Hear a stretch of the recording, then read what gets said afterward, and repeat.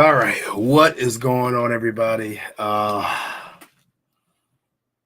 Yeah, unfortunately, we are at this point, and the Buffalo Bills 2023-2024 NFL season has come to an end. For the second year in a row at home, on the divisional round in front of Bills Mafia, and for the third time in 4 years to the Kansas City Chiefs. Tonight, we're going to be recapping a little bit of the game, our thoughts, what happened offensively, defensively, some maybe situational football from that game. We're going to be talking about Tyler Bass tonight and the struggles of Tyler Bass, something that my co-host here, James Mallory, highlighted all season and said something's off with Tyler Bass, and at some point it was going to cost us a big game, and damn if he wasn't right. Stefon Diggs. We're going to talk about Stefon Diggs tonight and what's next for Sean McDermott, along with Josh Allen and ESPN Ryan Clark comments on Josh Allen. But before I get too far in, let my co-host get introduced. As you guys know, a familiar face on the show. Co-host James Mallory, J Mal 2, as we like to call him around here, the NFL pedigree, former NFL running back. James, season came to end to the Kansas City Chiefs. I thought this was a team that we would beat, and we just didn't get the job done. Yeah. Heartbreaking. All in all, it's not like we lost to some scrubs. It could have been a Philadelphia Eagles situation. Didn't happen that way. A team we should have beat, yes, but we didn't beat. These two teams are very evenly matched. I mean, think about the regular season. Came down to the wire. This came down to the wire as well. I mean, these are just two teams that's evenly matched. And what we got to do is, figure out a way, not just the Chiefs, but figure out a way to just be better. Just open and honestly. To me, the loss is unacceptable. But as a player, my coaches just always say, the thing that usually is an issue for you throughout the season, whether you win or lose, you know what the problems is. Eventually, that's how you're going to lose a game. That's what's going to cost you. Like when you look back, if you fall short, that thing, right? If you look at our season, right, the one thing that I've been preaching that has been bad is our special teams. Our offense was never bad. Our defense was never bad. Our special teams was bad, right? Yeah. And at the end of the day, our special teams cost us this game. Let's be honest here. I don't want to hear nobody say don't blame it on the kicker or nothing like that. It's three elements of football. Three phases into football, excuse me. Offense, defense, special teams. All three of them are very, very important. All three you practice every single day in practice. So they're equally as important. The average fan, they don't pay much attention until special teams cost you. I say it all the time. As soon as special teams cost you, then they want to complain and all of this other crap. Special teams cost us. It cost us because just like people want to blame Stefon Diggs for that drop, people want to blame A.J. Klein for the missed tackles. People want to blame, certain people for different things, right? You have to hold Tyler Bass accountable as well. You have to. You have to. And that's because you're paid to do something. If Josh Allen missed the throw, that throw at the end, I have zero problem. As a football player, I live with that. I will live with my quarterback making that throw. The tackle got bumped into him. It was short. I want a quarterback that's going to play. Let's play to win the game, which he was doing. And he took that pass to win the game. That's the type of quarterback I personally want to play for. Yeah, he could have hit Diggs and kept it moving. Yeah, that's smart football. I get it. I want a guy that got the cojones to throw that pass. If that's there, we score a touchdown. You take that lead. Not saying you guaranteed to win, but you take the lead. But once again, man, the special teams was unacceptable. And we'll get into it more, JT, and everybody make sure y'all keep tuning in. But But the special teams is because our core player is just not good enough. Like people are so obsessed with the top of the roster. That's why Saran Neal's on the team. Taiwan Jones was missed. People talk that shit. People talk that stuff.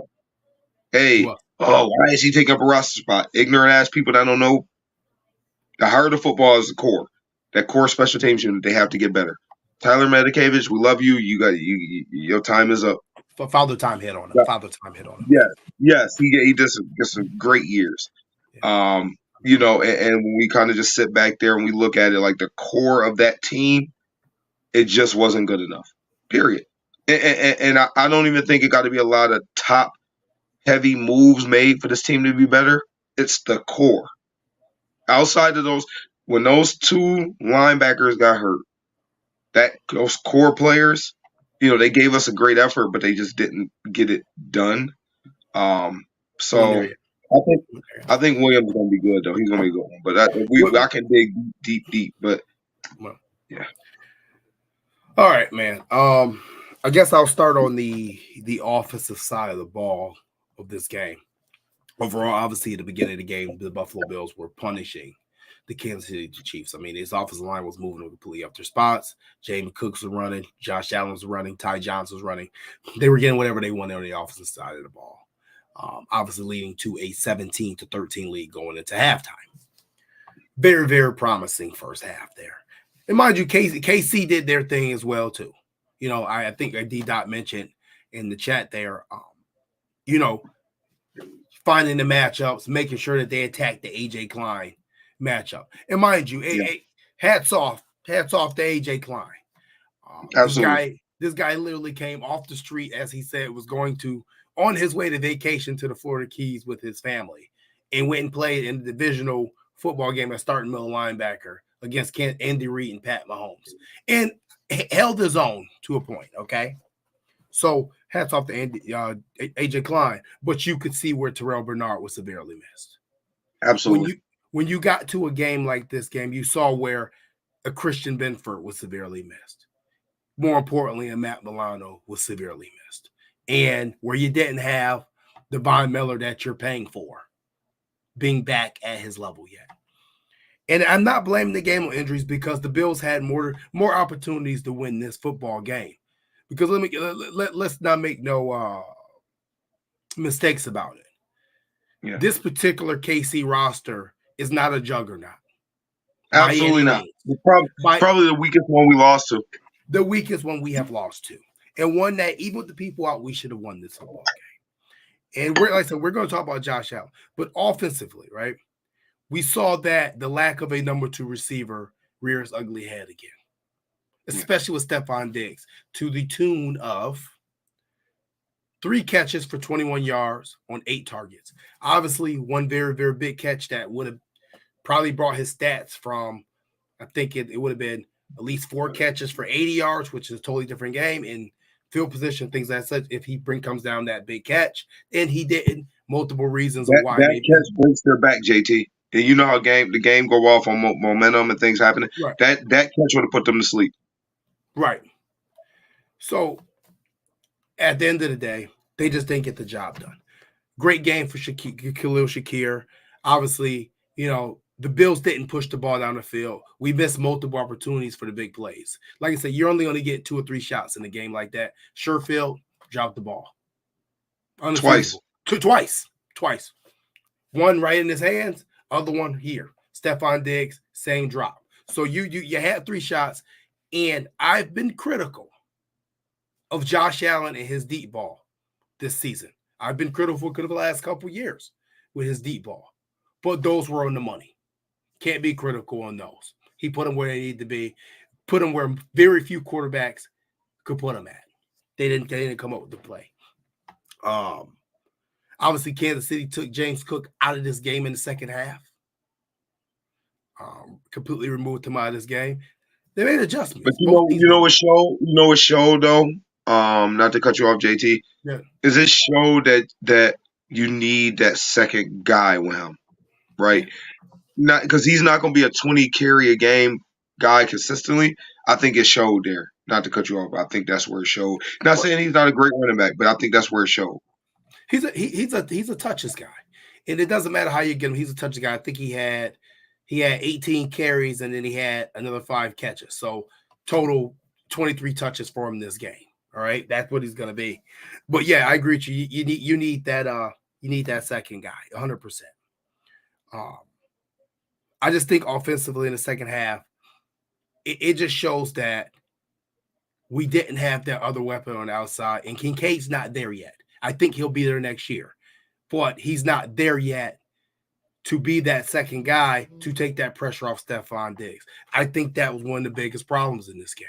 I think that's one of the biggest problems in the second half of the season. And honestly, after we fired Ken Dorsey, was we never got comfortable getting Stefon Diggs back involved in the game plan. Whether that was the play calling, whether that was philosophy, as Sean McDermott said, it could have been possibly game film.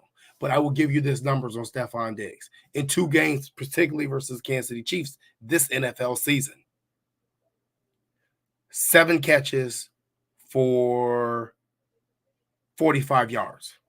That's what he has in 2 games versus the Kansas City Chiefs this season. So it's JT, something that I'm convinced he's hurt. Something was up with him. Maybe. But no, it's not an excuse. I'm not making an excuse for him. But I'm just saying I want to throw it out there. I personally think he was hurt, but not saying you still got to come through now. I don't get 21 yards. 21 yards, unacceptable. Well, and maybe he is, but if he did get hurt, let's just say he got hurt, his numbers took a dive versus the Denver Broncos. That's when his number took a dive. That's after the trade deadline. If you knew he was injured, then you should have made a move.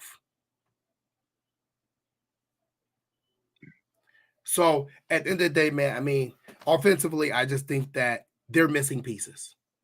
They're missing a piece. Now I won't say pieces. They're missing the biggest piece as number 2 receiver. And not a number 2. They need a 1B now. As Stefon Diggs get older. JT, I can't wait. I can't wait till we take a dive. I got some things that I think the Bills should do immediately that make them better. I can't wait to take a deep dive in that. And I know you got some great suggestions as well. So we'll definitely take a deep dive into that. So, I mean, what did you see from the offense? And then we'll move over to defensive side. Then we'll get straight into the topics because we got to run through these. We got to do this. Offense, in my opinion, played well enough to win. Shakir showed that he should have a significant role in this offense next year. He's earned that. He's a better wide receiver than Gabe Davis right now. Yes. And he's earned that. Like you said, we need that 1B. They're missing is one guy. There's one guy they're missing in regards to that receiver room. They're missing. I think it's one guy. And then you got to bring in a young guy as well. But I think, I ain't going to get into that. You know how I am, JT. But offensively, I love how the offensive line played. I'm very encouraged. I think this is the best offensive line we've had since McDermott may have been here. I think it's safe to say that. Connor McGovern, I think that signing was, so underrated. So underrated. We hit on Torrance, so I'm very excited about the offensive line, how they played. Kincaid played really well. Dawson Knox. But I think they played well enough to win. I think, we didn't finish. I don't think the weapons did them any favors with the drops and not coming through for Josh. Period. That's how I feel. I think they dropped the ball. The weapons dropped the ball. Literally, he dropped the ball. They did. So moving to the defensive side, man, like I said, I think that in this particular game, you're always going to have injuries, right? You're always going to have injuries in football. And obviously, I'm not going to talk about the Matt Milano injury because the first time we played the Kansas City Chiefs, we didn't have Matt Milano. But the Terrell Bernard injury and I think the Christian Benford injury were 2 injuries that we could not overcome. And the reason I say that is, no, the receivers didn't have great games for the Kansas City Chiefs. But even Sean McDermott as a defensive play caller, without those 2 guys, he's actually very limited on what he can call. There's limitations with Dane Jackson compared to Christian Benford. There's limitations with the major limitations with AJ Klein and not having Terrell Bernard. There's limitations of what you can do with now Tyrell Dodson without not having Terrell Bernard in the middle of the field. And once again, the defense still came up with timely stops to give the offense a chance to win this football game. And when we get into the Josh Allen segment, that's going to be the talking point that, hey, the defense did enough, even with the crazy-ass fake punt. Yes. They did enough to put the offense and give Josh the ball back, and with the potential to have the ball last. Okay? So what did you see from the defensive side of the ball? And then we're going to hop right into Josh Allen. I think slow start, but I love the way they responded, man. And that I think that tells the character of this team and what we got maybe for the future. Because these dudes just don't go away. No matter what happened this year, these dudes didn't fold at all. They didn't make excuses. They battled, and that's very encouraging for me when you see stuff like that, right? You got guys that's gonna battle and they're gonna fight to the end, and that's exactly what our guys did. They battled and they fought to the end. They did make plays when it mattered. They did. They made plays when it mattered to give us the opportunity to go win the game. But unfortunately, we just didn't finish. All right. I thought this was, and I'm going to say one adjustment I would have made, and I'm seeing what D-Dot is writing too. I would have started Kyrie Elam in this football game. This is a game that I think Kyrie Elam should have started over Dane Jackson, and the reason I say that is he would have gave you more athleticism to do different things on the defensive side of the ball. Okay? But either way, I thought that the defense played well enough. Very disappointed in the pass rush. Very disappointed in the pass rush. Even though Von Miller looked the best that he's looked all season, and he didn't get a sack or anything like that in this game, but you could kind of see the burst coming back. Nothing really from Greg Rousseau. Nothing for AJ Epinesa, who's looking for a payday in the offseason, and nothing from Ed Oliver. There was nothing. He disappeared. Yeah. Disappeared. And one thing about Ed, and we're going to, and when I'm talking about AJ. AJ did. Well, Ed didn't have a big one. AJ disappeared completely. We don't know. AJ ain't been the same since the rib injury. True. So I'm going to assume he's playing hurt. I'm going to give him the benefit of doubt that he's possibly playing hurt. All right. And obviously Leonard Floyd being 32 years old, I think that overall he played more than he was going to be slated to play with Von Miller. Never really coming back this season. Yes. So with that, I don't think that he had enough left in the tank. So overall, I thought the defense gave the Bills offense a chance to win the game. Didn't like the fact that we got ran on the way we did. I thought we got manhandled just as much as we manhandled the Chiefs. The Chiefs manhandled us more. I believe, I'm not mistaken, Isaiah Pacheco ran for 97 yards on 15 carries, while Clyde Edwards-Helaire ran for 2 carries for 31 yards. So they gashed us. They gashed us, which allowed them to open up a passing game that's really weak with the players that they have on the outside. So, it's something that it's just unfortunate, man. It's unfortunate that we finally got the Chiefs and Buffalo, and we found a way to lose this football game that we were leading and going in the half. So, unacceptable. But moving on, man. There was a pretty broad statement by ESPN personality Ryan Clark. I wouldn't say controversial, but it is in a way. Where he stated today, if you guys haven't heard it, he stated on the Get Up, where he said, I think that he, as Josh Allen, is ultimately talented. I think he's doing things with football I've never seen at the position. He's still not great. He's still not the winner that we always try to make him out to be. We can keep making excuses like he's LeBron, but like LeBron went to Miami, or before LeBron went to Miami and took it down South Beach and made the big three, this is what we always did. So what he's basically saying is that Josh Allen is not all what he's cracked up to be in the media, that the media makes up to be, and that he's not a winner yet. and that we're making excuses for his shortcomings. Now, James, I'll come to you first. Well, what do you think on Ryan Clark's statement? Any validity to this? I get where he's coming from. I do.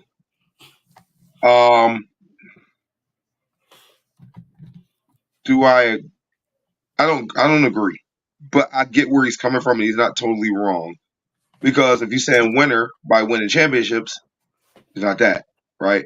But in actuality, how many quarterbacks in NFL history have won Super Bowls, right? There have been some quarterbacks that's not great who have won Super Bowls, right? There have been some quarterbacks like Tom Brady, but nobody's won as many as him. But I don't look at it that way, right? I look at it as a winner. Somebody, every time you step on the field, you give your team that chance to win. There's never a time since Josh Allen has stepped on the field we didn't believe our team can win, and it wasn't possible that we can win because why? He's a winner, and he gets it done. Yeah, we haven't got to the Super Bowl, but it's hard for me to sit here and say he's not a winner. In my eyes, what I'm gonna say, a winner meaning a guy who has 5 10-win seasons in the 7 seasons, right? No, it's a 6. 6. He has 5 10-win seasons. He has 4 or 5 conference championships, or not conference championships, division championships. Division championship, yeah.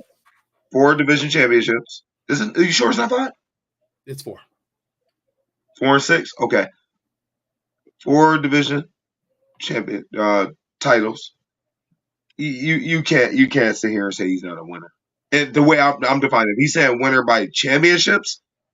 Okay, that's maybe a little bit different conversation, right? And also, it's not like Josh Allen's 32, 33 years old, right? There's so much time left in this man's career that Josh Allen, personally, my number is 2 to 3. And I got a feeling once he wins 1, he's going to run that thing back again. I think it's going to go something like that. But I think he's going to get the Bills 2, hopefully 3, but I think he's going to get them 2 Super Bowls. So I think he's a winner. I don't think he's not a winner, but I understand it. I understand what he's trying to say, but I think the way it sounds is just it come off as hater. So let me ask you this question: if you could pick your top 5 AFC quarterbacks right now, top 5, who would they be? Mahomes. No particular order. Okay. Mahomes, Allen, obviously Lamar.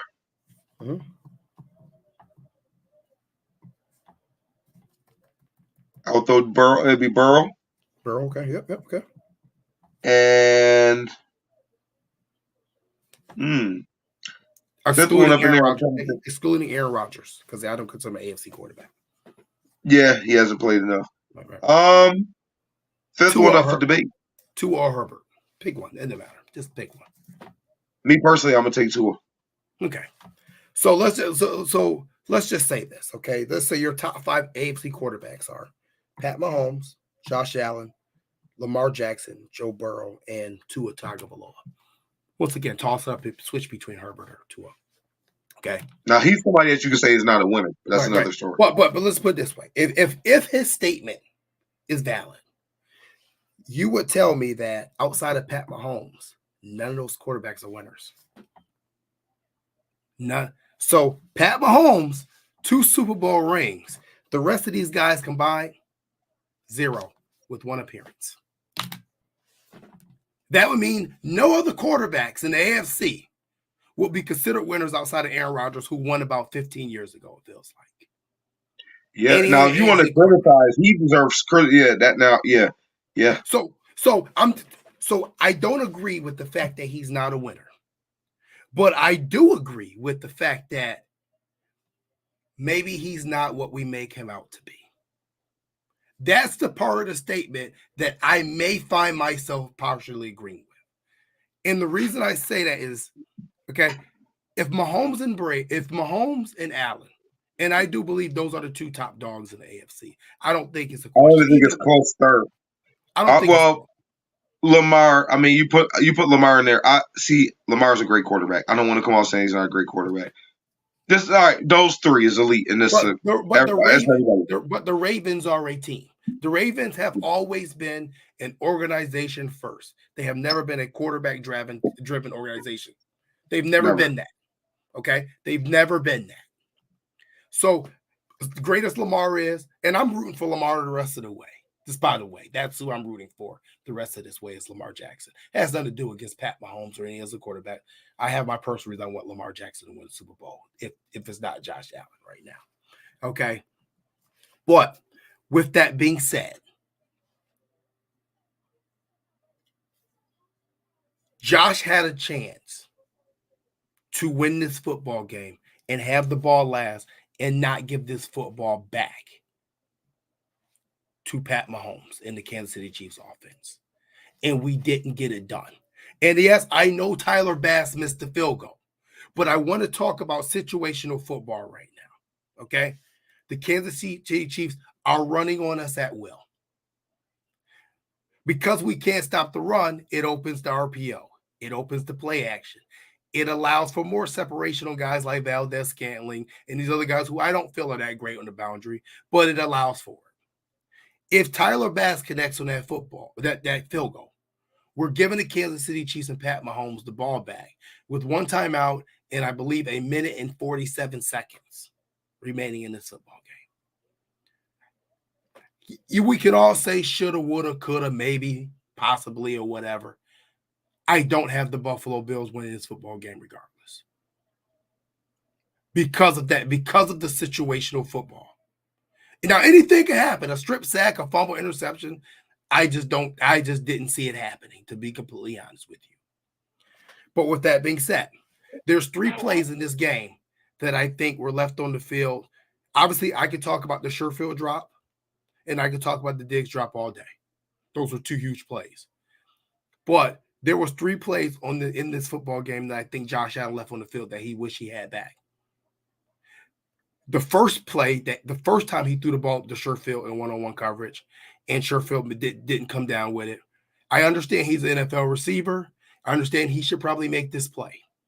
But this is a guy that we've repeatedly seen all season has not made this play. Or to be honest with you, many other plays at the receiver position. He's really your 5th receiver.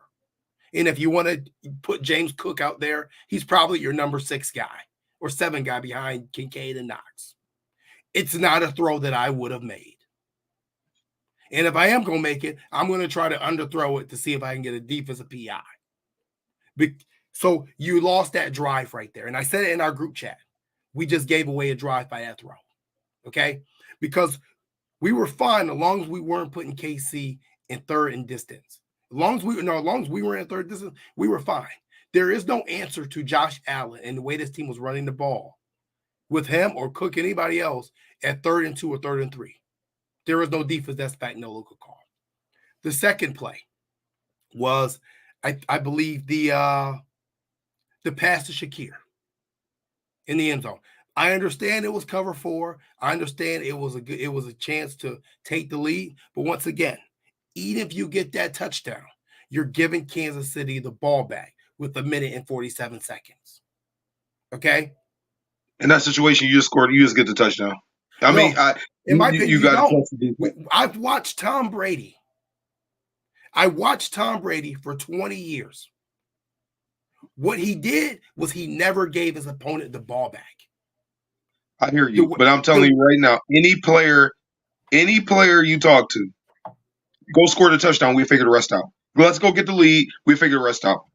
But why not just hit Stefon Diggs? Stefon Diggs was clearly the first read, streaming across the field. You haven't been able to get him separation all game. Clear as day, your first read. I hear that. But at the same time, if he hit Diggs on that, right? This would have happened. Okay. He hit Diggs on that. Diggs is a play. We take the lead. For whatever reason, we end up losing. Just say Tyler Bass end up missing the field goal, and we end up losing the same type of way, closer field goal. With that dude, the way he was kicking, nothing was against me. We agree on that? Nothing was against me. Now, if we go back and we look at it and he missed that field goal, and everybody will be talking right now about how he should have hit Shakir. Everybody be playing that clip back Oh, Shakir was open on this. The same play Davis support on a few years ago against him. Everybody would have had that play. And if you're a quarterback, you you make that throw. I'm totally fine with you making that throw. When is the last time that you've seen us connect to that throw this season?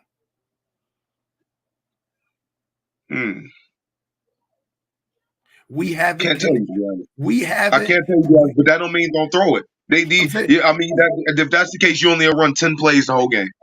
You gotta trust it and throw it. You call it to throw it. We haven't connected. We haven't connected on that this entire season. We haven't connected on any shot plays this entire game. They cannot stop us. As much as we couldn't stop them, they couldn't stop us. You give the ball to Diggs in that situation. Because I think Diggs get the first down. But guess what? Even if he got more than the first down. That he got more than he would have got some great yardage on that play. Right. So at that point in time, we're even closer. Now we're gonna make Casey use their timeouts. And like I said, this is a shoulda, woulda, coulda, possibly could have happened. Maybe it didn't. Maybe Diggs fumbles the ball. Running big extra. Anything could have happened. But maybe he dropped it. It's your maybe he drops it. We've seen that this year multiple times. But you take what the defense gives you. In the moment in this game when we stopped taking what the defense gave us in the second half is when we lost this football game. And we can't argue that because it's exactly what happened. We stopped taking what the defense gave us and we started putting ourselves in third and distance. But the defense gave you that play. That's what happened. That's exactly what they gave you. If he took what the defense gave him, they gave him that play. They gave you 2 openings because they gave you Diggs opening. Yeah, because if you saw the cornerback that was chasing Diggs immediately raised his hand for help, he was in trouble. He was in trouble. You gotta hit. In my opinion, you gotta hit Diggs on that. I'm sorry. Like I said, I know Josh has the arm. I know Josh can make throws some people can make. And honestly, I know if he didn't have to throw it off his back foot, maybe it's a touchdown. But situational football is still, we're still giving Casey the ball back with 1 minute and 47 seconds. We still could have ended up losing that game at that. I mean, we could have lost the game.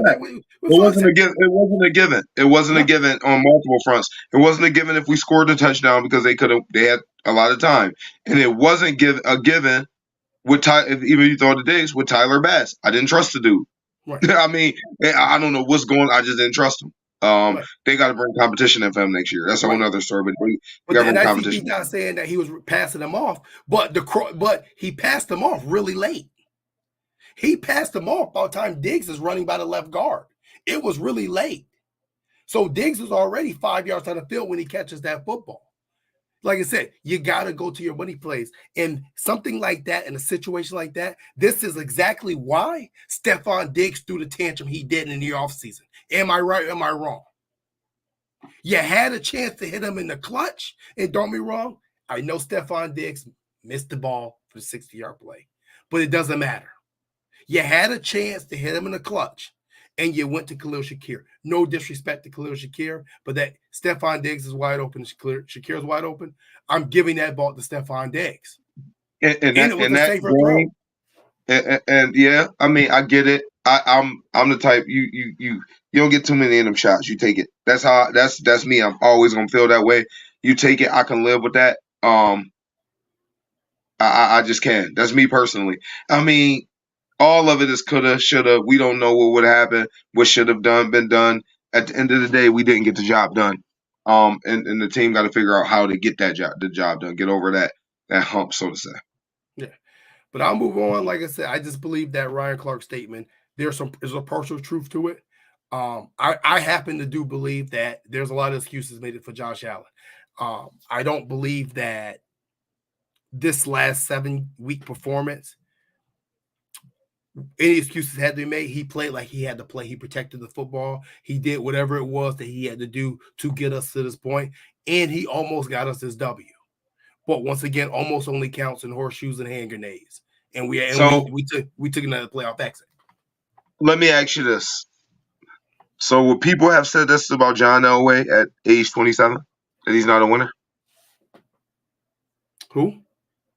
John Elway. I mean, John Elway finished his career the right way. And But I I'm mean, talking about age 27. We talking age 27 John Elway, where people had considered him a winner. If they're not under Ryan, what Ryan Clark is saying, he would have considered him not a winner, correct? So if John, once again, like he has a lot of football left in him, and so far in his football career, I mean, he's on a Hall of Fame track, man. This dude is on a Hall of Fame path. Like, legitimately, he's on a Hall of Fame path. He will be. He will be. Yeah. Yeah, I mean, he's better. I already said on the show, he's better than Jim Kelly. Like, period. Yeah. He's the best. He's the best quarterback in Bills history. And I'm not taking nothing away from Jim Kelly. He was a savage, obviously. He's not better than Josh Allen. No, he's not. He's not. But at the end of the day, you know, when if we're gonna use, and I'm actually gonna try to look this up right now, but I think by the age of 27, John Elway had 1 or 2 Super Bowl appearances, losses nonetheless. Yeah, at the end of the day, they lost. You ain't win it, right. So that's a loss. That's even proving my point. You lost, right?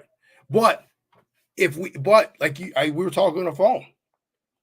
Pat Mahomes went to Super Bowl. Joe Burrow lost Super Bowl, but he got his team there. And now, if Lamar Jackson wins this game on Sunday, he's going to be in the Super Bowl as well. And now, when we start talking about this top 5 list that we just named off, 3 of those guys would have been in the Super Bowl. And it's going to put added pressure on Josh. Yes, absolutely. I totally agree. But if we talking about that Ryan Clark thing, we saying winner. If you don't win it, it means nothing, right? Or is he saying get to a Super Bowl that make you a winner? Right. Like, what are we doing here? You know what I'm saying? Right. If he's going by that winner, it's only if you win the Super Bowl. So that Joe Burrow not a winner too either. I mean, if he's going by that. Yeah. So I don't. I mean, like I said, I don't agree with the winning part because, like I said, this league is different. The NFL out of all the leagues is probably the hardest league to win a championship in out of all the major sports. Oh, absolutely. Okay, it's the hardest one, mainly because of the injuries. Well, at the end of the day, like just like last year, nothing changed. You needed 31 points to beat Kansas City. That was the number last year, and that was the number this year. You need 31. We knew going into this game. We said it last week. With the injuries, the offense has to win this football game. Mm-hmm. The defense held in there long enough. So at the end of the day, Jason Stroud asked a good question. Does Josh Allen have a Matt Stafford trajectory where he leads and eventually wins a chip? And you know what? That's a very good question for the simple fact that in this day and age of football and the way contracts work and free agency and instant gratification, mostly, he won't get to be John Elway at 35 or 36 when the Super Bowl and 2 Super Bowls here. It would be more like Matt Stafford. He's 100% right. And that's a damn good question. I don't think as long as being, no, I'm not going to say that. I'm not going to say that. I'm not going to say that. I really won't say that. Yeah. I want to say that they wouldn't down the line if I'm not even going to say that. But I know where you're going with it, and you're probably going with it at the ideology that as long as me and McDermott are here, Josh Allen to be here, which I think you're 100% right. But I'll tell you what, you keep finishing short like this, and they're not going to be here. Yeah. Which brings me to our next topic. Where you want to go with this? You want to go McDermott, Tyler Bass, or Stefon Diggs? Let's go right to Diggs. Let's go to Diggs. All right. Obviously, there was a report that came out tonight by, I believe, Tony Pauline of Sportskeeda, and it said that Stefon Diggs is committed to Buffalo, and he is content with this role. Obviously, we know he declined to talk to the media after the game yesterday. But, I mean, he also declined to talk to the media after the Pittsburgh game as well. But where do you think we're going with Stefon Diggs? Obviously, we know last offseason was haywire. I particularly feel things are different this offseason. I do too. I think it's very possible next season is the last season for Diggs in Buffalo. I think next year's his last year. Even if we win a Super Bowl or we lose, I think it's probably going to be his last year. I believe we'll get into this. I believe you'll see a first round receiver pick, and I think you'll see a free agent sign too. And I think Diggs will be an elite slot for 3-4 seasons after next year. So I think he'll play he'll be our number one. We know he's a beast still. But after next season, I think he still has 3 seasons of elite play in the slot, maybe even 4. But definitely 3 solid seasons in the slot. If he's willing to commit to that role, then his pay will have to come down. I think yes, right. I think he would be an asset, but it's great that he where they're reporting he's committed. If he's committed or not, he's not going anywhere. Tell people this all the time. Quit worrying about, oh, is he mad? Is he happy? Is he this? Is he that? He's not going anywhere. His contract says, you're here, buddy. I don't care if you hate us. I don't care if you cuss us out. Whatever it is, how pissed he is, he will be here in Buffalo. And I can tell you this now, the type of player Stefon Diggs is, he's going to step on the field and he's always going to give you 110%. So fans, quit getting out of y'all emotions. A lot of y'all would, oh, is he happy? Is he this? Oh, he's not happy. Get rid of him. It don't matter. Because what's going to happen is he's going to come on the field and that dude is going to ball the hell out. No matter if he's pissed at the org, he's going to ball. Even when everything was going on in Minnesota, not once did Stefon Diggs not show up and ball out. That man is going to ball. That's what he do. So quit worrying about all that extra stuff, right? He's going to show up and he's going to ball, and he's here. He's committed because he's here. He's not going. And this one's going to be short for me. That is it for me, JT.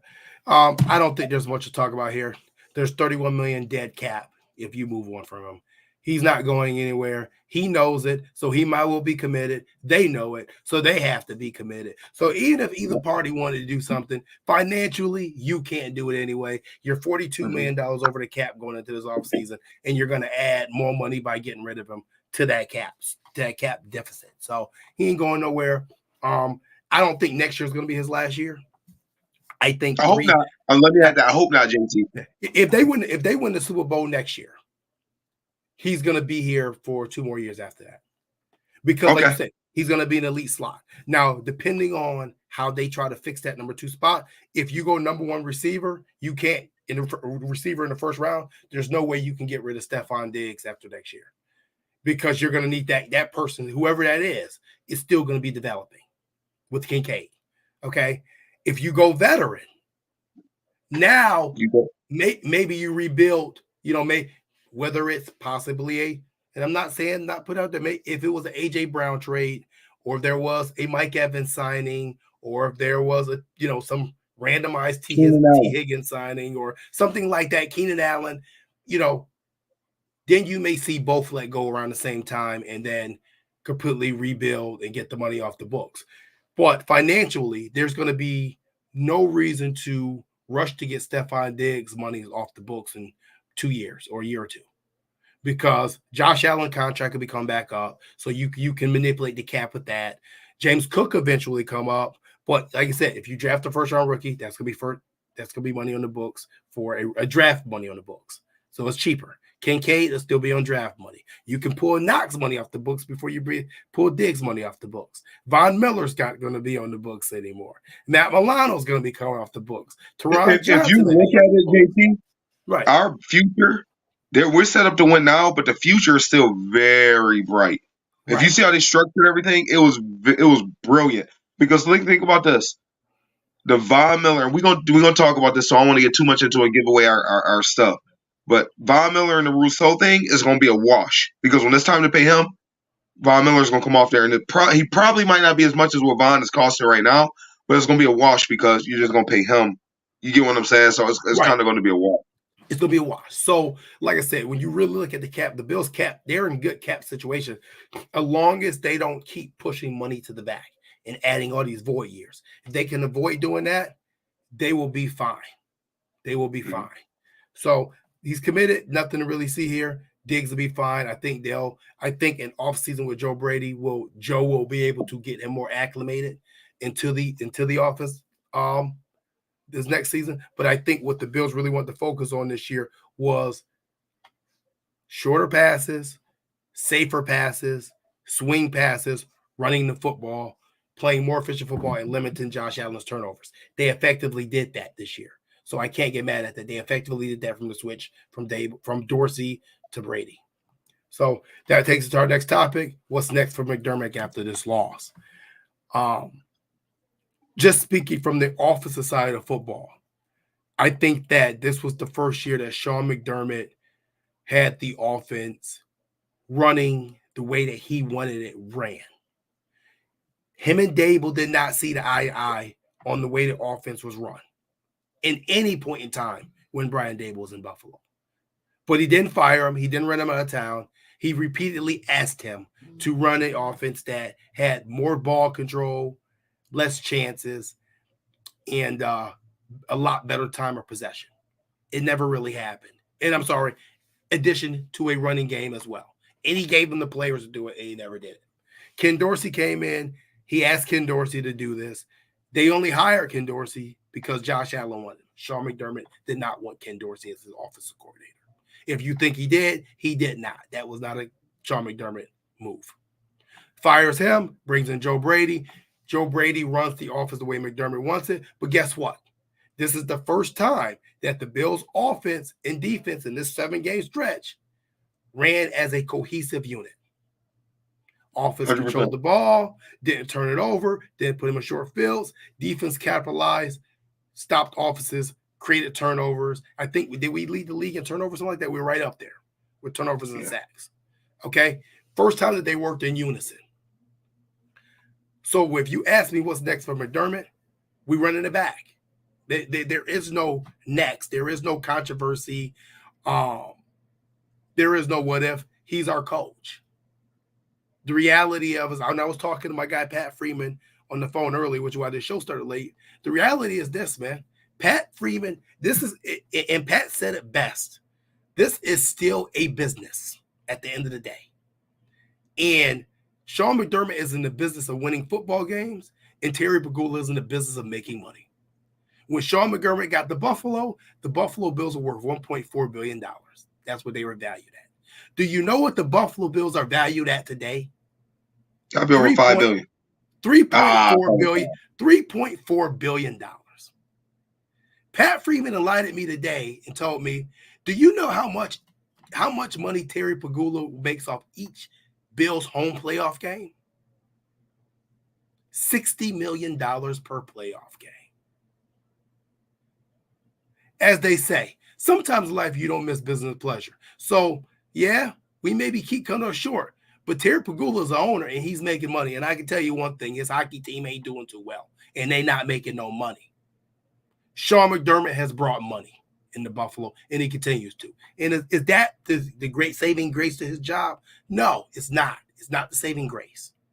The saving grace is you know where I think he's going to learn from? What? And I don't care what nobody say. Yeah, they won the Super Bowl. You think Philadelphia wish they got Andy Reid back right now? Absolutely. They talking about firing Sirianni 1 year after going to the Super Bowl. Because it's sustaining that success, right? You think on it. We've had coaches who, not saying he's a terrible coach, who they found, that, okay, they get hot, boom, they get there, whatever the case may be, right? And then they just drift off, they get fired, and you got these all types of crazy stuff happen, right? Sustaining success and literally having a culture, and not to cut you off, JT, you having a culture, do y'all realize how hard that is to find? Like, we can name maybe 5 teams in the NFL that have a culture. We can name 5 teams who have a culture. Just because you win, that don't mean you have a winning culture. You can put a team together and win for a season, but to have a winning culture, that's something very, very hard to find where everybody's on the same page from top to bottom in regards to what the culture is. Like, what is the Dolphins culture? They don't have a culture. They have a bunch of dudes trying to win a Super Bowl. Yes, there's no culture there. It's everybody going a different type of way. Okay, let's go win a game. There's no culture there. We have a culture here. And that's what a lot of people get so freaking emotional and not to take this one over, JT, but it's just I'm passionate about this because understand that I played for really, really good coaches. I played for really bad coaches. And you got a guy like that, whereas he's brought culture to an organization who had 17 losing seasons in a row. Well, they ain't going to playoffs for 17 years in a row. And you came in here, went to the playoffs, understood you going to the playoffs wasn't good enough because you didn't have the culture you wanted. You took a step back, didn't go to the playoffs because the culture was so important to you. As an owner, he would be an idiot to get rid of a guy like that. Because guess what we'll do if we fire McDermott? We'll be looking for somebody to get a culture in here. Right. And this is the part that me and Pat Freeman were talking about and people don't understand. Sean McDermott is not your head coach. He's your team president. I want to repeat that. He is not your head coach. He is your team president. If you look around the AFC East, Robert Saleh is a head coach. He was hired by Woody Johnson, the owner, and I forgot the GM's name. Okay? If you look at Mike McDaniel. Joe Douglas? Joe Douglas, you got it. Appreciate it. If you look at Mike McDaniel, he was hired by Chris Greer. Okay? Bill Belichick was the team president in New England. Okay? Gerard Mayo is a head coach. He is not anything other besides a head coach. Sean McDermott is your team president, which means if you fire, and thank you to Pat Freeman for enlightening me tonight on this as well, but if you fire Sean McDermott, you have to fire everybody. He hired everyone. If he goes, everyone goes, including Brandon Beane. Mm-hmm. Those two are a tandem. You think Jordan Poyer and Micah Hyde are a tandem? So is Brandon Beane and Sean McDermott. If you fire Sean, Brandon is gone as well. And I don't think people understand that side of the business. They don't. They get emotional and they want it now. But how dumb would you feel as a Bills fan if you win a Super Bowl and then we fall off and then we go back to just trying to make the playoffs again? That's very possible. A lot of teams that have happened to where you just fall off the wagon. They got a culture where you stay in success for we already right now, we're going to be Super Bowl contenders right now. I don't care what the haters say, any of the analysts, when you talk Super Bowl contenders next year, the Bills will be a top 5 Super Bowl contender next year, period. Right? And then when you do look at the Sean McDermott, JT, if he left the Bills now, he will break a record. He will be the highest paid coach in the NFL. You know what? So I laugh at this part because people are so quick to say, yeah, you know what? He's Marvin Williams. I'm sorry, Marvin Lewis, right? It is very possible he's Marvin Lewis. It's also very possible that he's Tony Dungy or Andy Reid. There's always an other side when you flip that coin. And the way Marvin Lewis never had the Bengals looking like the Bills do. I'm adding that for the people who say that. The Bengals never looked like these Bills teams. Never. Not a chance. Not a chance. Okay. There's not too many games. There's not one game that we stepped on the football field this year that you said the Bills couldn't win. And we played a lot of top-tier teams. There's not a game this season that you said that the Bills could not win. There's not a game last season that you said the Bills could not win. Now, mind you, they came up short. Last year, I give a pass. I throw last year completely out.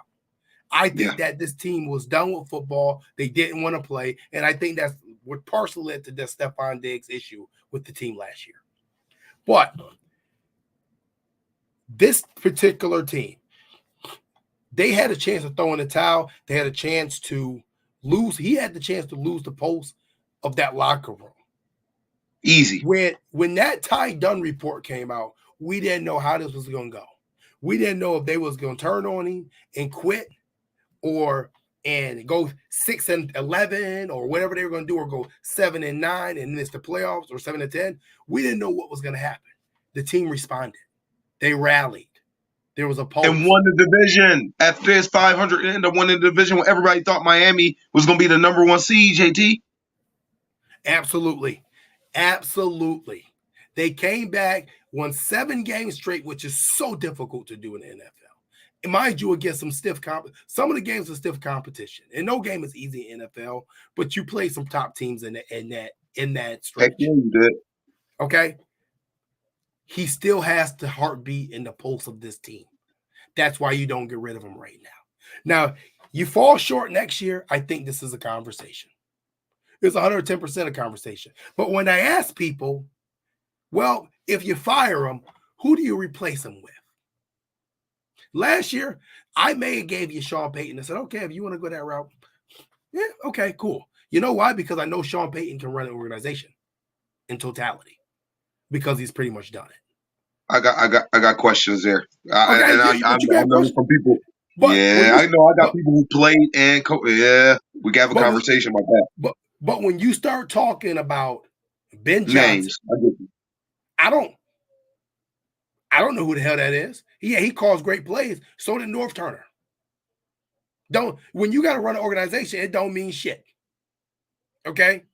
When you tell me Slowick from the Texans, maybe he is great. Don't mean shit to me. He can't run an organization. Okay? I haven't seen him do that. The only name that I've said, and I've been very consistent over the last 2 years, there's only one name that you can give me that I'm okay with replacing Sean McDermott, and that's Bill Belichick. Why? Because Bill Belichick had to do the same thing that Sean McDermott has done at Buffalo. And what I mean by that is run an entire organization from top to bottom. You run the scouts, you run the coordinators, you're involved on both sides of the ball with the elite quarterback, and you run everything. If you're not going to bring a coach that can do that, you're going backwards. You're going backwards. And like I said, I know Mike Boger says the Lions are about to make a Super Bowl for us. It's sad. It's not sad. No. It's just football. But then again, the Lions will go to Super Bowl this year and never make it back. They never win the NFC. That's my point with the emotional stuff. Like it's not. Yes, we all want to go. But it's sustained success. Like right now, the Bills are going to be a Super Bowl contender. After this year, it's legitimate. Like, are the Lions going to go 500 next year? They may not go 500. Right. It's not guaranteed. They're not. No. They may be set up, but they may not be set up. We don't know. But and the NFC is extremely weak too. We must add that. Look at the Bengals, right? A lot of people say you need an offensive-minded coach. Well, Zach Taylor was on the verge of getting fired before they went to the Super Bowl run that year. He was on the verge of if he didn't make it to play, he was getting fired. He was gone. Okay. The other part about that is now this year they missed the playoffs because Joe Burrow got hurt, but now you're getting to that point where you already paid the quarterback. This is when it gets dicey with roster moves. If you pay everything will change for them. Right. If you pay T. Higgins and you pay Jamar Chase, you're not going to have much money left to pay anybody else. So this man may not have a job in 2 or 3 years. The same goes. You heard what Jamar Chase said. You heard what he said. What did he say? Got to be the highest paid receiver. Yeah. He said, "Hey, maybe something like he needed." Yeah, and they don't have a choice. And with that being said, Nick Sirianni, the Eagles contacted Bill Belichick to see if he had any interest in their job. And this is a guy who just led the team to the Super Bowl. So, like I said, there's no sustainability is huge. And you see it in 2 particular teams, Pittsburgh and Baltimore. We say every year Mike Tomlin gets a quarterback that they can be back in it. And every year we say Baltimore has a shot. Sustainability is key, man. So I don't think he's going anywhere. I don't think it's a conversation to be had. If we come up short next year, I think then we have to start talking about it. Then we have the conversation. It depends how we. It depends. Hopefully, we don't come up short. Hopefully, we go to Super Bowl. But it depends how it happens. Depends on the circumstances. But it's very well possible it could be maybe a conversation. But it depends how it happens. I'm gonna get to some of these questions real quick before we move on. Are we keeping Joe Brady? Absolutely. I think the interim tag was ripped off. Actually, I think that we should name him associate head coach next year, after next season. If he doesn't get head coaching job, Wait, don't I thought Eric Washington had that title. Don't somebody already got that title? It was Al Holcomb. Might be, as one of them got that title. Somebody got that title, I believe. Yeah. Let's see here. Jay Strauss said, "Can we fire Eric Washington? At minimum, the D line has disappeared every single playoff run." I mean, that's not coaching. At some point, if they're disappearing, that defensive line, you either got it or you don't. Like you're either gonna try to kill the man in front of you and beat him, or you're not. That's just you can't just excuse the fact that they had a. We was in the top 5 in sacks this year, right? Yeah. You can't just excuse that. Yeah, that ain't coaching. That's on the players. You got to get up and beat the man in front of you. Rob says, "What gets us over the top?" I think a number 2 receiver, or number 1B, not a number 2, a 1B. I think that's what gets the Bills over the top, is a 1B receiver. Yeah, Rob says he think Washington. So maybe it is Washington that has that title. I didn't know if it was him or Holcomb. I knew one of them had it. There's someone else said I wanted to go back up. I know it was a good question. Josh Lane says, "So what about Buffalo making moves for Mike Evans, T. Higgins, or Khalil Mack? Papa's son Bill Belichick moving from McDermott to a permanent defensive coordinator." I know some of these are stretched, but just throwing scenarios. I think pass catcher should be, the number 1 priority. I think we've seen that this entire season, even when Gabe Davis was healthy. I think that's priority number uno. Okay. Khalil Mack, I don't think you need to do anything with the defensive line. I can't see us, unless somehow, some way we get out of that Von Miller contract with, an arrest or charge. I can't see us even really investing that much in the D-line unless it's a one-tech defensive tackle to go next to like a DJ Reader, and it's probably still going to be a bargain. Bill Belichick, McDermott, I don't think is a thing, but I think the defensive coordinator job is going to come from someone on the staff, whether it's Washington, Al Holcomb, or Bob Babbage, because I don't think you want to change the defense that you're in this year. I wouldn't. James, what you got? I think Khalil Mack, I don't think he's going nowhere with the Chargers. Just kind of looking at those names. I'll talk more about the Mike Evans thing. I think that'd be a perfect combination here in Buffalo. Yeah. T. Higgins, he gonna be priced out. Somebody gonna pay him big bucks. But possibly sign in Bill. I need no. I mean, yeah, McDermott is a top 5 head coach in the NFL. So that's where I stand with it. But I mean, I know a lot of people say the Mike Evans rental. We can't. The thing is, when we bring this receiver in, we can't afford to do a rental. He won't take a 1-year deal. No, he won't take one. But even if he would, our cap space won't allow us to do a rental. We're gonna have to do. We're gonna have to do a deal spread out over 3 or 4 years. We have to. He turned down a 1-year extension in Tampa too, so he's not taking a 1-year deal. He's probably gonna be looking for 3. Yeah. Mike Boger said, "I'm sending my sister to Von Miller House, see if he hit her so we can get out of that contract." Jesus. Jason Stroud says, "I think Dorian Williams can make Bernard level kind of jump next year, but we wouldn't. We have to change scheme, switch, and be on the field."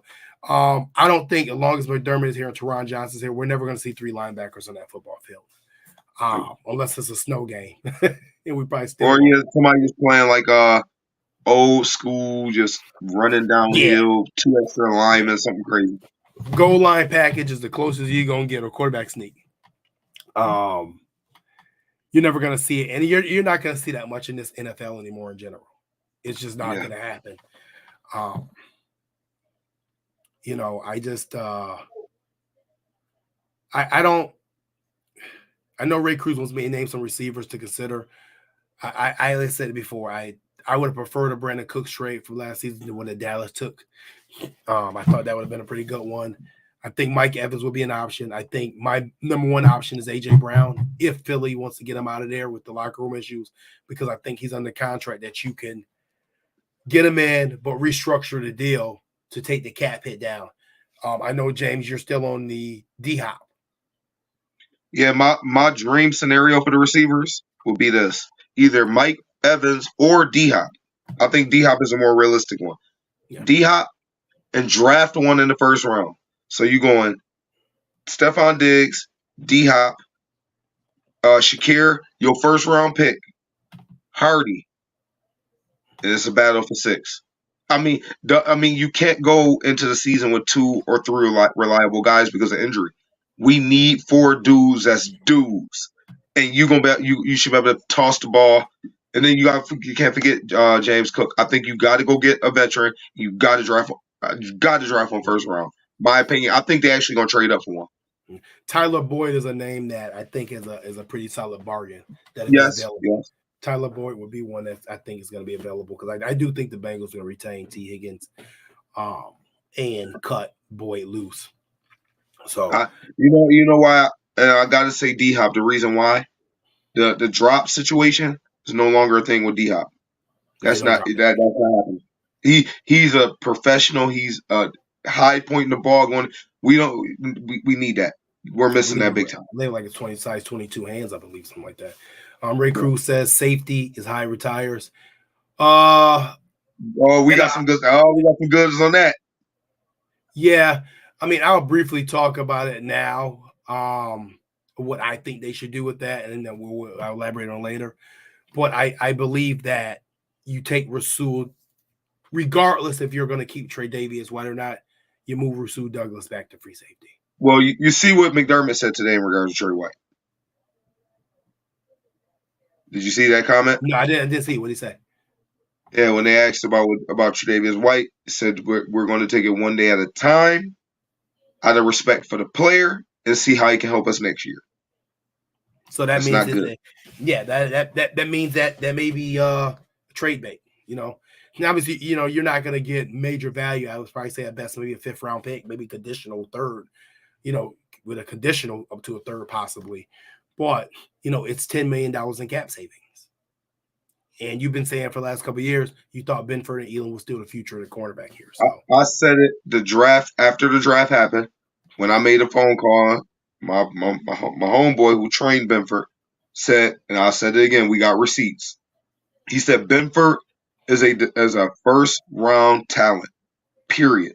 He was like, if he went to a bigger school, he went to a smaller school, Villanova, went to a 1AA, he would have been a top 15 to 20 pick. Nothing to talk about. And I said it.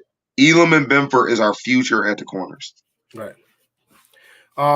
Tracy Stroud says whose contract is easier to get out of, Hines or Hardy? Because we need to find more consistent kick returner or punt returner. I don't think we need a more consistent kick returner or punt returner. I think your kick returners should be Ty Johnson heading into 2024, 2025. I think he's earned his roster spot for next year and hopefully maybe 2nd back or 3rd back, but I think that's your kick returner. If not Hardy, I think Hardy is still one of the best punt returners in the NFL. I think towards the end of the season, he's shown that. I just think that our special team unit as a whole was fucking trash, to be completely honest with you, and that we need to replace Smiley as soon as we can this offseason. I don't even think a punt returner is that's why I think Hardy's a lock. I don't even think that's a discussion.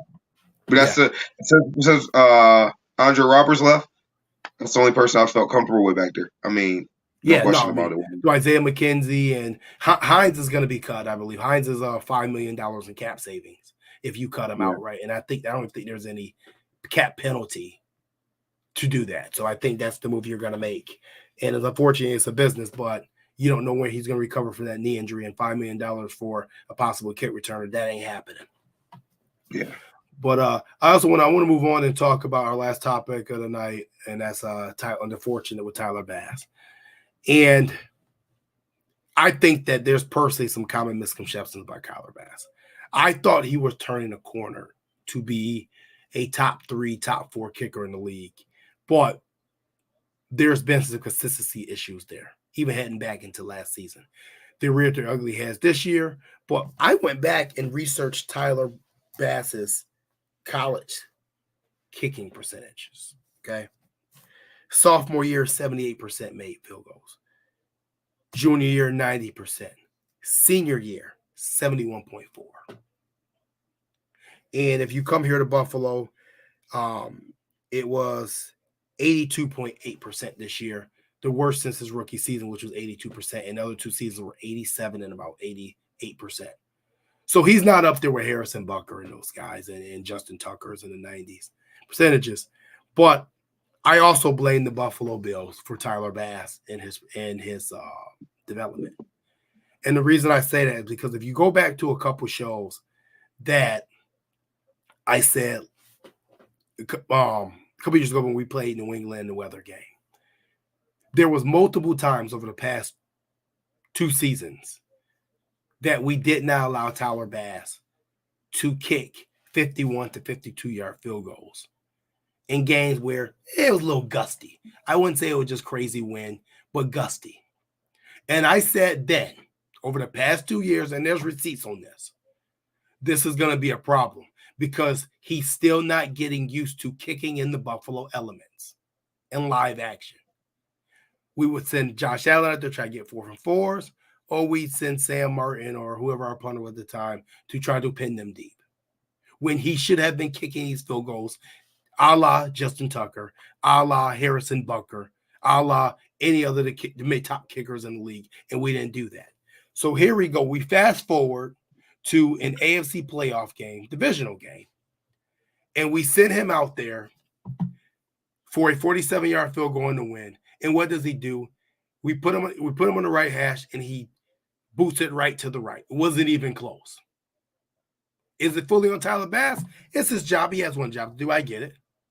But part of it is on the development of the Buffalo Bills. James, what do you got? I'm going to keep it simple. I'm not saying you're wrong. One, obvious special teams coordinator is a problem. Horrible. He got to go. You got to go. Tomorrow. And that's a direct reflection on him. Period. Direct reflection on him. And I'm going to tell you a guy who the Bills should hire. And he's coached me. He was a special teams coordinator for the Rams. And he also went over to the CFL. And Winnipeg has gone to 5 Grey Cups under him? And they special teams are elite. His father coached in the NFL for 30, 40 years. He's a legend. His name is Paul Boudreaux. He should be the Bills special teams coordinator next year. They should hire him. And one thing I know about special teams coordinators and the time they spend, while everybody's doing offense and defense, and we there with our scripted plays, we going Skelly, you scout team, the kickers, punters, they're off to the side working. So if you got a bad coach working with him, you're not getting nothing out of that. So I don't even blame Bass. I blame it directly. This falls directly on coaching. Yeah. Directly on coaching. Absolutely. What happened was his plant foot. If you look at where his plant foot was, that's why he missed the kick. And more than likely, we are all creatures of habit. I'm pretty sure he probably wasn't corrected on that multiple times in practice because the special teams court is a problem. Yeah. So guess what? I've been saying all year about special teams and people overlooking and just say sign stars and they don't care about the special teams unit. Why do we got this guy on the team? Why is he on this team? Because that guy's a hell of a player. And Tyler Bass, I think, can still be a really good kicker for us. 2 things that need to happen. You need to get a new special teams coordinator, and you need to bring in competition in camp. Real competition. You got to bring competition in because we haven't had competition. I don't think we brought competition in the last 2 years for him to compete for the job. You got to compete. He's going through training camp. He's kicking, but he's not kicking for his job. You got everybody else fighting for their jobs out there. Literally everybody else besides Josh Allen and Diggs. But there's competition. This dude's pushing them. Well, not Josh Allen. We know what it is. Everybody else is being pushed. He's not being pushed. That's a problem. So don't be surprised you all see a veteran kicker signed to compete with him. They're going to do that. So on the other end, like I said, he just got to receive the extension. He has to make that kick. I said during the middle of the season, his mechanics were off. His mechanics were off all season, and he was never going to get them back during the season. Check this out. You know one of the best kicking consultants, kicking coaches in the country lives here in Buffalo, New York. Yeah. Absolutely. Lives right here in Buffalo, New York. Who's that? Worst side of Buffalo, New York. Sam Watts. Okay. He's closer to Rochester, but he does a lot in Buffalo, and he helps out. He goes and do camps in Arizona. We've done a camp together, specialty camp together. I've had the returners, he had the kickers and punters, and some long snappers as well. One of the best in the country is right here in Buffalo. His mechanics are off. And honestly, everything about our special teams was off all season. Outside of that punt return from Hardy in the Miami game, we had nothing from our special teams. And when you get nothing from the special teams as a whole, including giving up a lot of yards on kick-off returns that we didn't give up in past years, that's coaching. And I agree with you. We got to bring competition in for them. Well, what I don't agree with is I don't agree with death threats. No, I don't agree with having guys that we root on and that. And don't be wrong, we're critical of players on this team because that's what we do this for. That's what we do this for. We do this to pat them on the back and praise them and lift them up, but we also do it to criticize them with fairness and dignity and respect. What is not okay is death threats. Okay? This dude missed a field goal that was to tie a game, not even to win a game, not to win a playoff game, not to win a Super Bowl, but to tie a game where you were going to give the best quarterback in the NFL. And yes, I'm going to say it, Bills Mafia, the best quarterback in the NFL, and he will be that until someone unseats him. Patrick Mahomes, the ball back with 1 minute and 47 seconds left. So it's very likely we were going to lose that game regardless, in my opinion. But I don't agree with death threats and things of that such. If you do stuff like that on social media, you're a coward. You're a coward and you're a scumbag. And if you get that mad over a football game, which is someone's job, and it's not your job because you weren't good enough to do it. And I'm sorry, I played sports growing up. You played in NFL, James. None of us can go out there and kick a 47-yard field goal in Buffalo's win. Not even as great as Josh Allen or Stefon Diggs. None of those guys could do that. Okay? If you send death threats to players over anything, you're a scumbag and a piece of shit. And you should not be allowed to go to any games. You should not be allowed to watch any games. And honestly, you should be thrown in jail. The only thing you should be watching is the clock till it's time to go outside, where I hope somebody will brutally beat your ass for being a dumbass to do some shit like that. Just being completely honest about it. So, I hope he gets his mechanics right this offseason. I think he will. Because, I mean, this is a guy that we got to meet personally, and he's a cool-ass dude. We met him personally at my guy Cherry softball game. Okay, very humble dude. I met him multiple times. But at the end of the day, it's a football game. And he going to get it right. Because he wants to win. His competitive level is no different than Josh Allen. He wants to win. It's just unfortunate that we have people in this world that love to be scumbags and do shit like that. It is. So, end of the day, Tyler Bash, you still got our support. Get it right. Come back next season. Improve. Prove that you can be who you're going to be. And guess what? Even if he come back and he struggles and the Bills have to let him go.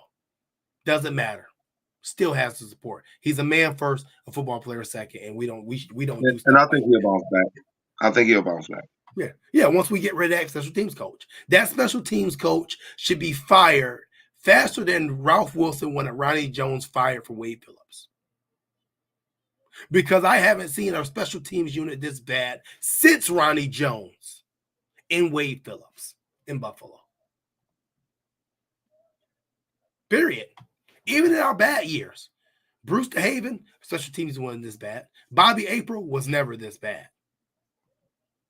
So, hey, it is what it is. But hey, I mean, James, I don't really have much else to say as we get ready to sign off. Any final thoughts? I mean, I think that, we'll be doing I don't know if we'll be doing live shows in the off season, but we will be recording set mix on different things, and we're going to get started right away. We're not going to take too long of a break, so look out for those. But James, any final thoughts on the Buffalo Bills 2023-2024 season, man? Overall, I think it was a success. When you look at ups and downs and where we were at 6-6, it's funny because Bills fans went from when we were 6-6, hey, we just want to make the playoffs, just figure out a way to get in the playoffs, to now we win the division, we get the 2 seed, to it's a huge failure, and this and the third. We look at what we were. It wasn't a failure. I don't think the season was a failure. I'm disappointed we didn't make it to Super Bowl. I'm very disappointed. But you sit back and you just be realistic and you look at it all. The season was a success in a whole. Now a failure and just blowing up like that to be Philly and Miami, that's a whole different story for how theirs went. Ours didn't end that way. So the Bills aren't broken or anything like those teams. Got some other issues going on. They paid big time money to people and they just flopped. But that's another story. We just got to keep pounding. I have faith and believe the Bills gonna get it right. And we do get it right, it's gonna be a great thing. We're gonna look back at these times like, damn, that did sting, but they'll be all right. And we're gonna have tune in, y'all. If we do have a live show, there's gonna be some things we pop up and maybe something that like breaking news type of stuff we got to talk about. But we got some great segments. JT and I have had some discussions in regards to things we think the Bills should do and they will do. The last about 4 seasons, we've called some things right out that was going to happen. Yeah, we said it on the phone, but unfortunately, you all didn't hear it. But this year, we won't let that happen. We will put it out there, and we're gonna do our thing. Yeah, because the problem, we don't have our season. I know Jason Stroud asked, "Are we still on Apple Podcast?" What happened is, no, we're still on there. We stopped uploading episodes to this regular season. I think we did a couple, and then it was the audio just wasn't uploading right. So I had to get that fixed, and I'm gonna get it fixed this off season, and we'll go back on the Apple Podcast. So just stay tuned for that. I'll definitely let you know when that happens. Because we definitely want to do some different things, marketing and clip wise. It's tough. Like I said, it's tough doing podcasts and having full-time jobs and kids and all that type of stuff. It ain't easy. So, but no, I think overall that the 2023-2024 season, when I remember this season, yeah, I know we came up short, and I'm not trying to sound like the constant, hey, we'll get them next time. I'm not trying to sound like that, but the biggest thing I'm going to take from it is I saw adjustments. I have not seen adjustments in this team before. I've seen roster adjustments, but mentalities and habits, I did not see adjustments over the last couple of years. This year I did. I think that going into the offseason, you're going to see you saw adjustments from Sean McDermott with the defense, but I think overall, even after that cowardly Ty Dunn report, I think you're going to see a lot of adjustments in how McDermott handles this team, because I think he's going to look at himself and say, hey, I could do things a little differently, because I think he thinks outside world, he's looking like a mean dictator, my way or the highway. And I don't think that's who he is at all. You've dealt with him. I've met him multiple times. That's not who Sean McDermott is as a person. But what Sean McDermott is as a person, he's a person that looks and listens to the people around him. And he's a caring individual. And I think that some things he's going to alter about how he runs his football team. I saw with Joe Brady coming in with Josh Allen, I saw a game plan that kept him more honed in, more on a leash, where we weren't turning the ball over. The turnovers almost disappeared towards the end of the season. Okay. We saw a team who had a running game who had a running game this season. Something that we can't say in the past. And when everybody said it was running backs, we saw Devin Singletary go take a job in Houston. We saw Zach Moss leading the NFL in rushing yards. Okay, up until his injury and Jonathan Taylor came back. And we saw James Cook just go to the Pro Bowl. So it was never the backs. It was the system, which tells me that Sean McDermott was right about trying to run the football, control time of possession, and be able to play physical hat-on-hat football. That's something we didn't see in Buffalo for about 4 or 5 years. And like you said, James, 1,000 times, you can't play basketball on basketball on grass. And that's what the Bills were doing. Basketball grass will never work, man. You got to get down and dirty. You got to get buck with them. You got to get physical. I saw a mental adjustment and a behavior adjustment, Stefon Diggs. We saw Stefon Diggs become more of a vocal leader.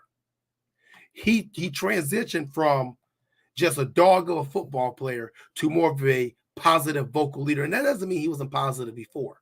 But I think that shocked a lot of people. Even after the tumultuous offseason that they had and the questions that they had, they put that C back on his chest. And he owned it. That was an adjustment. Okay? The defense. We saw a more aggressive defense. We saw a defense that was more built than Sean McDermott's image. And I think that it was more effective. We saw a lot of young guys play this year, which in past years I've had complaints about young guys not playing when we draft them and giving them redshirt years, almost 2 redshirt years. We saw guys come in and play right away. I saw adjustments. So that's what the biggest thing I'm going to take for the 2023-2024 season. We just got to find a way to get over Pat Mahomes, man. That's it. This is Manning versus Brady all over again. But just remember, Brady was 11-6 versus Manning because Manning left those 2 plays on the field each game. Josh can't leave those plays on the field no more. That's it. So other than that, man, I mean, I just want to thank all you guys for tuning in all season. It was a great year. I mean, this show grew. How we do it grew. And obviously we can't do this without you. And why would we do it without you? So I do appreciate you guys tuning in. And maybe in the offseason we'll have some guests on. Our guy D-Dot to be on a little bit more with us in the offseason and things like that. So just stay tuned. And we'll be releasing segments and things like that of what we think is going to happen and what we think should happen.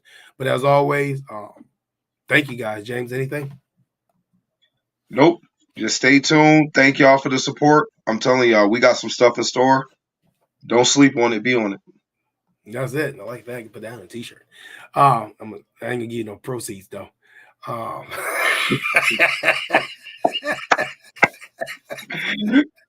ain't getting no proceeds. You know, ain't getting the rights with that one now. But no, man. Yeah, once again, thank you guys again. Let's just say hats off to the Buffalo Bills.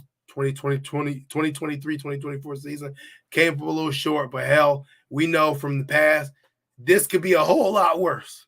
Our season could have been over 6 weeks ago like it used to be. So I'm not going to sulk. I'm not going to be sad. Please, nobody sacrifice themselves to the pit anymore. The season is over. Don't jump in the pit. Okay, it's done. So, but also, yeah, that's it, man. Great season. Thank you guys for tuning in all year. Remember, this is nothing personal, just Buffalo. I'm your host, JTM. They got my co-host in the building with me, NFL Pedigree, James Mallory. And remember, this show is brought to you by Checkers. Catch you guys later. Signing off. Great year. As always, go Bills.